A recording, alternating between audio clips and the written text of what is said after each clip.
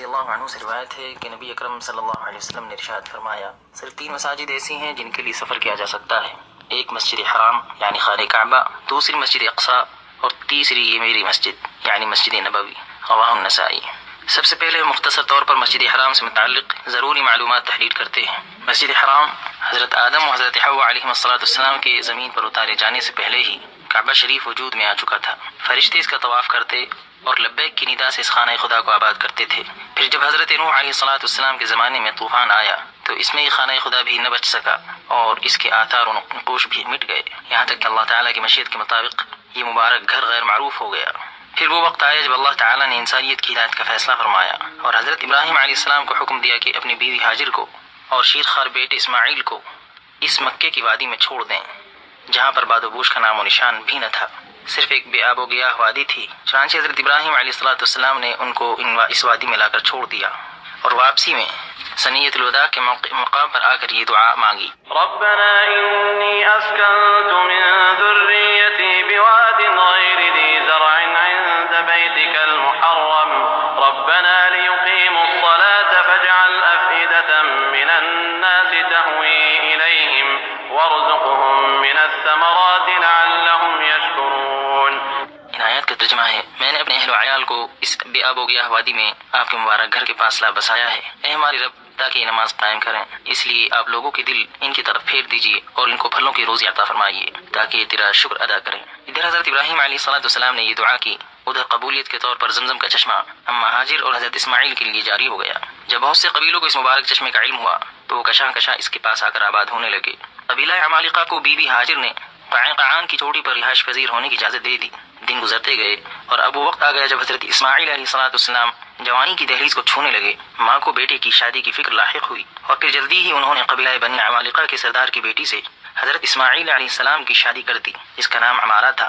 ایک اور قبیلہ جرہم بھی یہاں آ پہنچا اور اس نے جبل ابو قبیس کی چوٹی پر چاہے زمزم کے مشرق میں ثنیۃ الوداع کے مقام پر بود و باش اختیار کی۔ ابھی چند سال ہی گزرے تھے کہ اللہ تعالیٰ نے حضرت ابراہیم علیہ السلام کو حکم دیا کہ اس مبارک وادی کی زیارت کریں اور بیٹے و بیوی کی خیر خبر لیں۔ چنانچہ حضرت ابراہیم علیہ السلام تشریف لائے، بیٹی کی اہلیہ سے خیریت دریافت کی۔ اہلیہ کو یہ محسوس بھی نہ ہونے پایا کہ خیریت پوچھنے والے بڑے میاں سیدھے سادے الفاظ میں کیا پیغام دے کر جا رہے ہیں۔ حضرت ابراہیم علیہ السلام نے بہو سے فرمایا کہ اسماعیل جب آئیں تو ان کو میرا سلام کہنا اور کہنا کہ آپ اپنے دروازے کی چوکھٹ بدل دیں۔ چنانچہ بیوی نے یہ پیغام حضرت اسماعیل علیہ السلام کو پہنچایا۔ حضرت اسماعیل پیغام کا مطلب فوراً ہی سمجھ گئے کہ ابا جان کا حکم ہے کہ میں اس بیوی کو طلاق دے دوں۔ اس طرح انہوں نے اپنی اہلیہ کو طلاق دے کر اپنے سے جدا کر دیا۔ ادھر قبیلہ جرہم کو جیسے ہی خبر ملی کہ حضرت اسماعیل علیہ السلام نے اپنی اہلیہ کو طلاق دے دی ہے، انہوں نے فوراً ہی حضرت اسماعیل کی شادی اپنے قبیلے میں کر دی اور اللہ تعالیٰ کے برگزیدہ نبی کی مصاہرت کا شرف حاصل کر لیا۔ اسی خاتون کے بطن سے پھر عرب کے قبائل اور اس کے سرداروں کی نسل کا سلسلہ جا ملتا ہے۔ ادھر اللہ تعالیٰ کی مشیت میں یہ فیصلہ ہو چکا تھا کہ اس کا گھر آباد ہو، چنانچہ اللہ تعالیٰ نے حضرت ابراہیم علیہ السلام کو بیت اللہ شریف کی جگہ کی نشاندہی کرائی، اس کی بنیادوں سے باخبر کیا۔ ارشاد باری تعالیٰ ہے: وَإِذْ بَوَّأْنَا لِإِبْرَاهِيمَ مَكَانَ الْبَيْتِ أَلَّا تُشْرِكْ بِي شَيْئًا وَطَهِّرْ بَيْتِيَ لِلطَّائِفِينَ وَالْقَائِمِينَ وَالرُّكَّعِ السُّجُودِ۔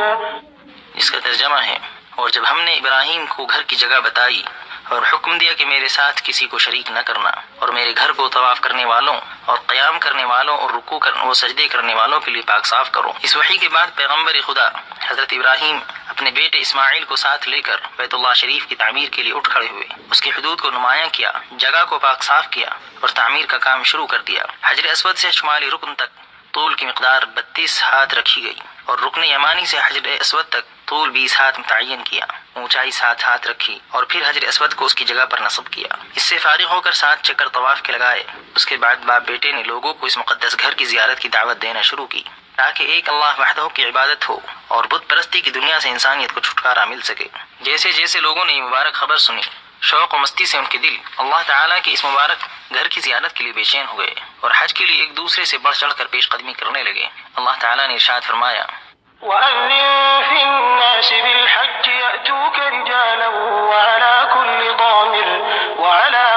ضَامِرٍ يَأْتِينَ مِن كُلِّ فَجٍّ عَمِيقٍ۔ اور لوگوں میں حج کا اعلان کرو کہ تمہاری طرف پیدل اور دبلے پتلے اونٹوں پر جو دور دراز سے چلے آتے ہوں سوار ہو کر چلے آئیں۔ اس مبارک گھر کی تولیت کی ذمہ داری تا حیات حضرت اسماعیل علیہ السلام نے نبھائی۔ پھر ان کی وفات کے بعد اس کی تولیت کی ذمہ داری قبیلہ جرہم نے اپنے کاندھوں پر لی، یہاں تک کہ تیسری صدی عیسوی میں جب یمن میں قوم سبا کی سد معارب کا سیلاب آیا تو یہ خانہ خدا تہس نہس ہو گیا۔ قبیلہ اسد و خزاعہ بھی شمال کی طرف ہجرت کرنے پر مجبور ہو گئے۔ قبیلہ خزاعہ نے مکے آ کر قبیلہ جرہم پر غلبہ حاصل کر کے ان کو مکے سے بھگا دیا۔ عمرو بن لحی نامی ایک شخص نے اللہ تعالیٰ کے دین حنیف کو بت پرستی سے بدل دیا۔ حاجیوں پر بتوں کے لیے قربانی فرض کی۔ طواف بیت اللہ کے ارد گرد تالی بجانے اور سیٹی بجانے کا نام رہ گیا تھا۔ ایک زمانے تک یہی حال چلتا رہا، یہاں تک کہ قصی بن کلاب بن مرہ طواف کے لیے آئے۔ یہ نبی اللہ حضرت اسماعیل کی نسل میں سے تھے۔ یہ 5ویں صدی عیسوی کی 5ویں دہائی کا واقعہ ہے۔ ان کو مکہ مکرمہ کے امور اور اس کی سرداری نصیب ہو گئی، جن سے پھر قریش کے عہد کا سلسلہ شروع ہوا اور قبیلہ قریش کی شاخیں مکہ مکرمہ کی وادیوں میں پھیلتی گئیں۔ ان کے کچی اینٹوں اور پتھروں سے بنے گھروں میں شعر و شاعری کا چرچا عام ہو گیا۔ کعبے کے آس پاس کی جگہوں کو حسین نے بیت اللہ کے لیے خاص کر دیا۔ یہ صحن کعبہ کے بقدر علاقہ تھا۔ دار الندوہ کی تعمیر کی، جس میں میٹنگ و مشورے کے لیے لوگ جمع ہوتے تھے۔ بیت اللہ کی متصل جگہ کو چھوڑ کر پھر عام اجازت تھی کہ لوگ رہائشی مکانات بنا سکتے ہیں۔ حجاج اکرام کو پانی پلانا بڑے عزت و شرف کا مقام تھا۔ اسی کے ساتھ یہ کام بڑا مشکل بھی، اس لیے کہ اس وقت مکے کی وادی میں پانی کی شدید قلت تھی۔ جرہم نے جب سے چاہے زمزم کو دفن کر دیا تھا، اس وقت سے اب تک اس کا انکشاف نہ ہو سکا تھا۔ ادھر حجاج اکرام کی تعداد میں اضافہ اور مکہ مکرمہ کی اقتصادی حالت کے فروغ کی وجہ سے پانی کی قلت ایک اہم مسئلہ بن گئی، اور قصی کے بعد ہر سردار مکہ کو پانی کی قلت کا مسئلہ پریشان کی رہتا تھا، یہاں تک کہ وہ وقت آیا جب عبد المطلب کے حصے میں سرداری آئی۔ چاہے زمزم کے متعلق معلومات و روایات معروف تھی ہی، اس لیے اب عبد المطلب نے اس کی تلاش شروع کی۔ اسی اثنا میں عبد المطلب نے خواب دیکھا کہ کوئی پکارنے والا ان کو چاہے زمزم کی نشاندہی کے لیے پکارتا ہے اور مکان معین کو کھودنے کے لیے کہتا ہے۔ چنانچہ عبد المطلب جیسے ہی بیدار ہوئے اس جگہ کی کھدائی شروع کرا دی جس جگہ کو خواب میں دیکھا تھا۔